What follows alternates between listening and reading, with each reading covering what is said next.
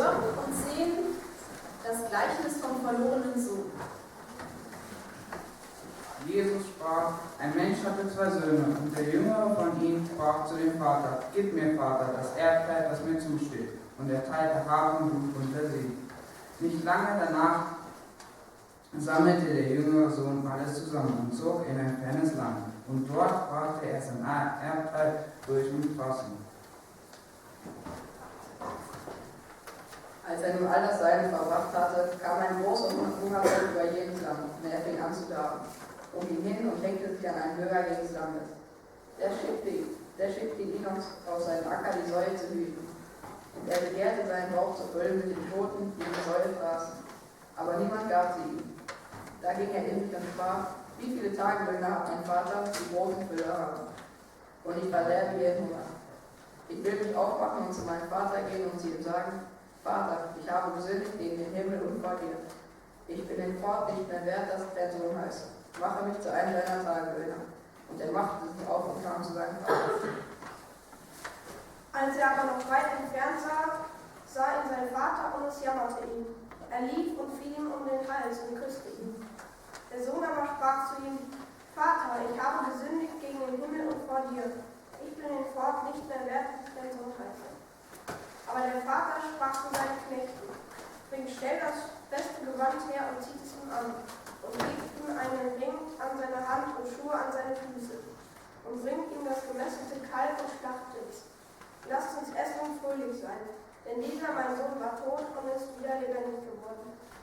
Er war verloren und ist gefunden worden, und sie fingen an, fröhlich zu sein. Aber der ältere Sohn war auf dem Feld, und als er nach zum Hause kam, hörte er singen und tanzen und rief zu sich einen der Knechte und fragte, was das wäre. Der aber sagte ihm, dein Bruder ist gekommen und dein Vater hat das gemästete Kalb geschlachtet, weil er ihn gesund wieder hat. Da wurde er zornig und wollte nicht hineingehen. Da ging sein Vater heraus und bat ihn. Er antwortete aber und sprach zu seinem Vater, siehe, so viele Jahre diene ich dir und habe dein Gebot noch nie übertreten. Du hast mir nie einen Bock gegeben, dass ich mit meinen Freunden fröhlich gewesen wäre. Nun aber, da dieser dein Sohn gekommen ist, der dein Hab und Blut mit Huren verprasst hat, hast du ihm das gemästete Kalb geschlachtet. Er aber sprach zu ihm, mein Sohn, du bist alle Zeit bei mir und alles, was mein ist dein.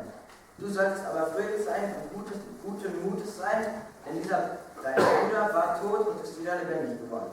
Er war verloren und ist wiedergefunden.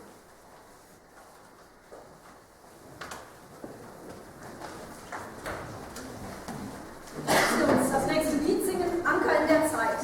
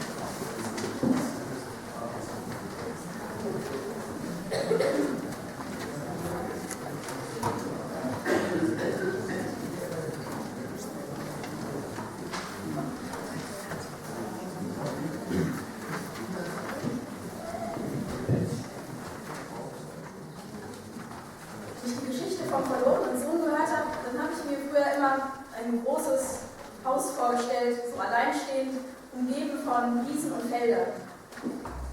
Und zu diesem Haus, so sah das in meiner Fantasie aus, führte ein langer, gerader Weg. Und auf diesem Weg verließ der Sohn sein Vaterhaus und auf diesem Weg kehrte er auch wieder zurück. Passenderweise müsste ich dieses Bild eigentlich, was noch so aus Kindergottesdienstzeiten in meinem Kopf ist, noch erweitern. Ich müsste noch mehr Wege hinzufügen. Wenn die Geschichte ein Bild für das Leben ist, dann gäbe es da nicht nur diesen einen geraden Weg, sondern auch Wege mit Kurven, ebene und unebene Wege, breite und schmale, sandige und gepflasterte. Manchmal probieren wir verschiedene Wege aus, testen, wo es uns gut gefällt, was zu uns passt. Das hat auch etwas mit Loslassen zu tun. Loslassen, Distanz gewinnen, kann hilfreich dabei sein, man selbst zu sein oder zu werden. Mit ein bisschen Distanz werde ich mir bewusst, was von dem, was ich bin, wirklich ich bin und was eigentlich gar nicht zu mir passt, ich aber total verinnerlicht habe. Wenn ich dann wieder zurückkomme, wenn ich aus der Distanz herausgehe, kann ich Vertrautes ganz neu wertschätzen und lieb gewinnen. Und anderes kann ich ablegen. Ich kann meinen Lebensweg wirklich zu meinem Weg machen. Für den älteren Sohn in dem Gleichnis war es sehr schwierig zu akzeptieren, dass sein Bruder einen anderen Weg gegangen ist als er. Die Freiheit, die sein kleiner Bruder lebte, war ihm fremd.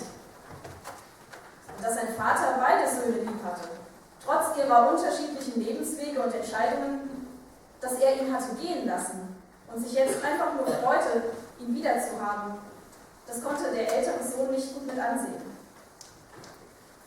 Da kam so etwas wie Neid in ihm auf. Das passiert leicht, wenn wir anfangen, uns zu vergleichen. Wie lebe ich? Wie lebt der andere? Was ist besser? Was gehört sich?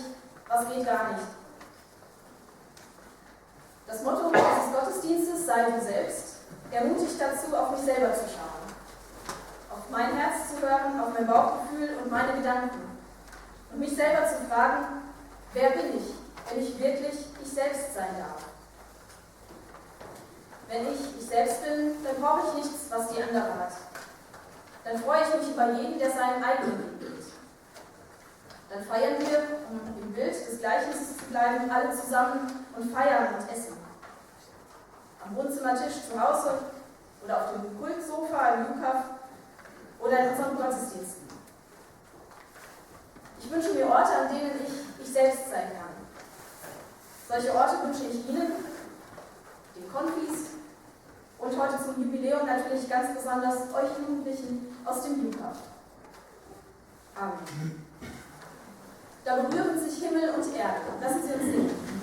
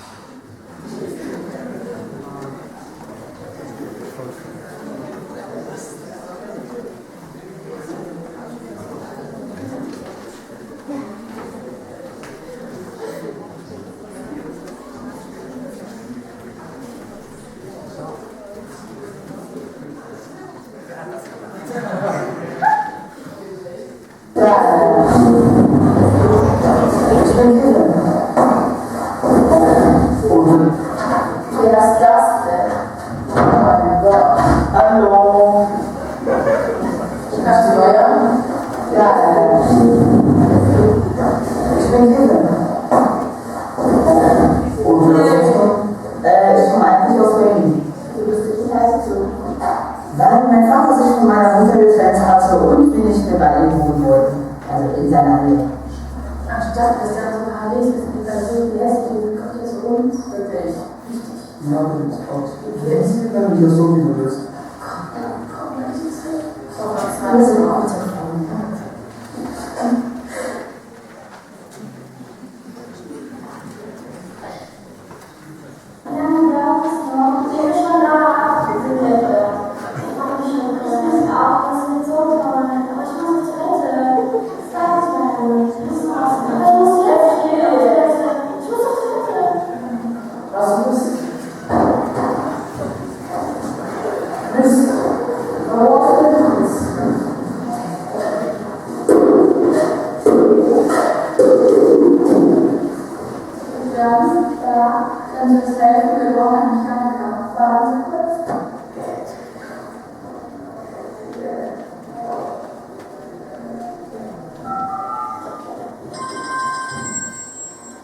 Hello, sales station content. What can I do for you? Hello. Can you please come to the campus office at the house of me?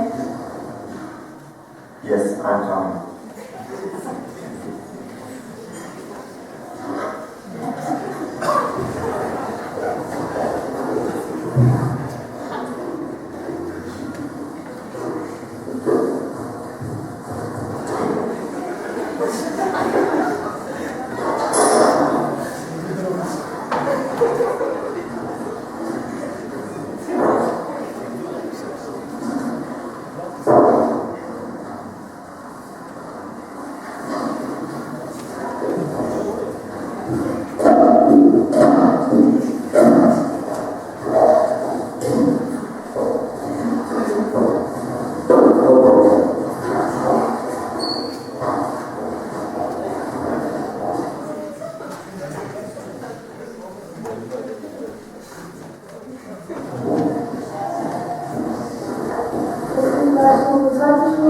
Macht ihr denn schon Weihnachten?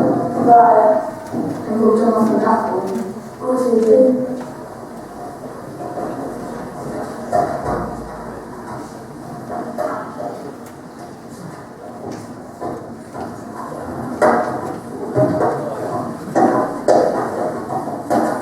Das ist mein dickes Büro. Bestimmt was drin.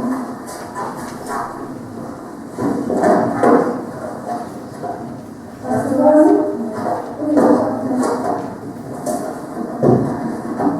Ich hab die Tauchversuche und unsere Taufelkunde.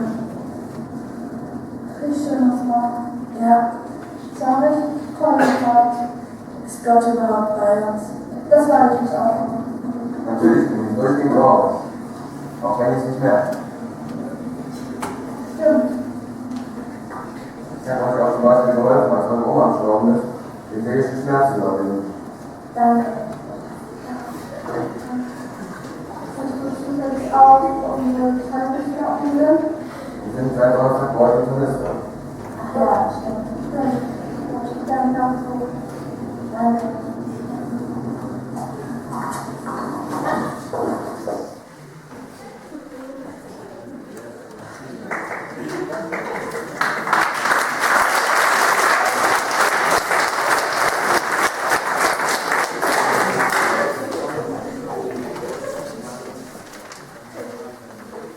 Die Szene, die Konfis gespielt haben, die Jugendlichen gestern eingeübt haben, haben uns einen kleinen Einblick da reingegeben, wie Toleranz und gegenseitige Hilfestellung, sich gegenseitig annehmen, auch außerhalb des Umfangs, im Alltag auch funktionieren kann. Bevor wir zu den Vögeln kommen, ist Ihnen noch einiges aus der Gemeinde abzukündigen. Ich bitte Sie, dazu aufzustehen.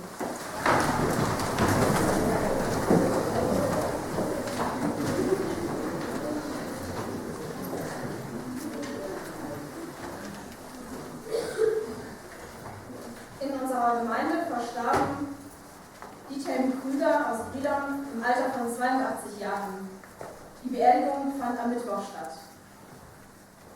Es verstarb Peter Alois Neugebauer aus Scharfenberg im Alter von 66 Jahren. Seine Beerdigung fand am Montag statt. Es verstarb Frau Frieda Herd aus Brilon im Alter von 81 Jahren. Sie wurde am Freitag beerdigt. und Herr Rudolf Schwarz aus Hoppeke verstarb im Alter von 80 Jahren. Auch er wurde am Freitag in Hoppeke beigesetzt. Barmherziger Gott, wir bitten dich für alle, die trauern, weil sie einen Menschen verloren haben. Wir bitten dich, tröste sie in ihrer Trauer und lass uns eine Gemeinschaft sein, die sie trägt. Amen. Für die Fürbitten bitte ich jetzt die Konfis nach vorne.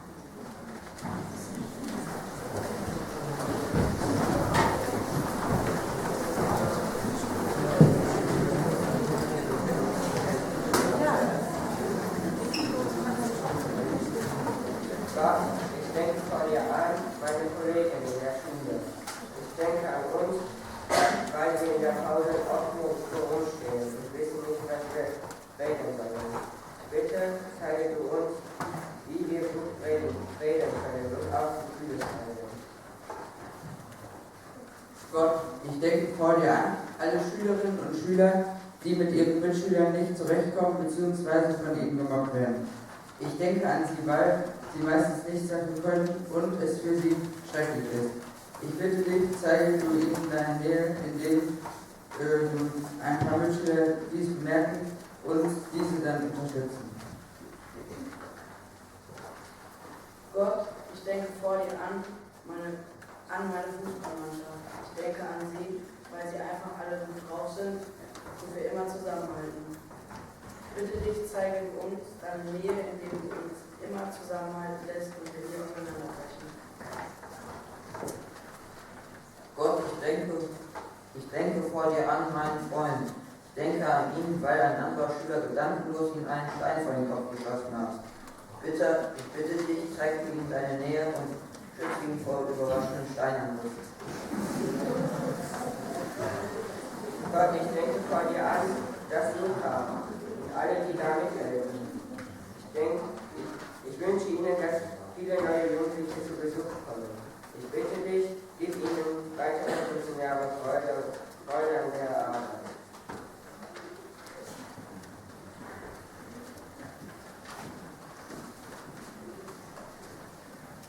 Lassen Sie uns gemeinsam das Gebet sprechen, das Jesus uns gegeben hat.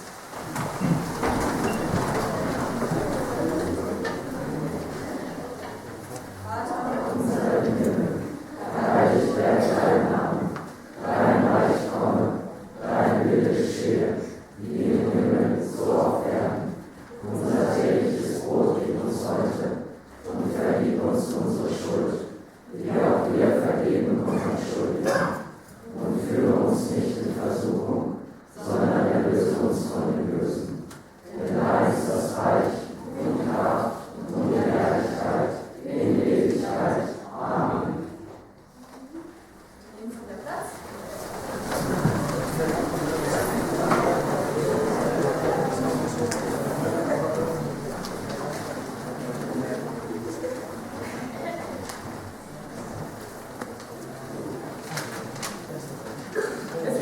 Von Abkündigungen, Veranstaltungen, die in der kommenden Woche stattfinden. Das Ablesen der Liste spare ich mir. Sie gucken in den Schaukasten draußen, Sie gucken in den Gemeindebrief oder auf unserer Homepage, da finden Sie alles, was bei uns passiert.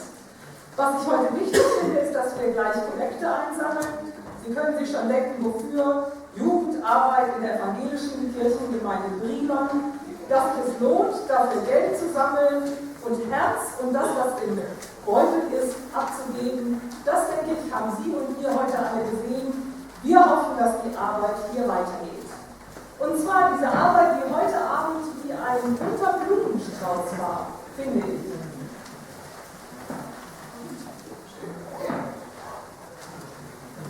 Im Jugend ist so ein Blumenstrauß an die Wand gemalt.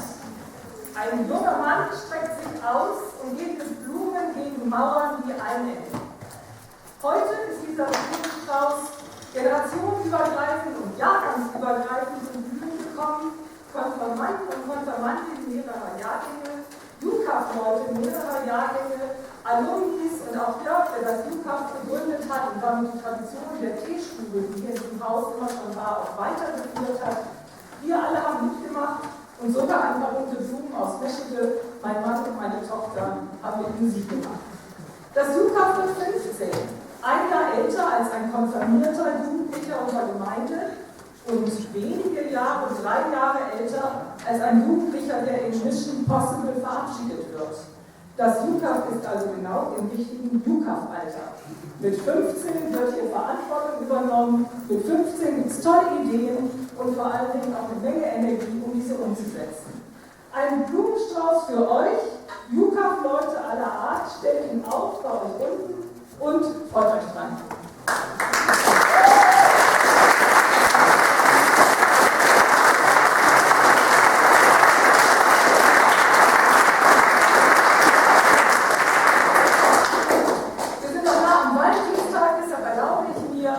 Der Familie Bäumer, die mitmusiziert hat, eine Rose zu überreichen.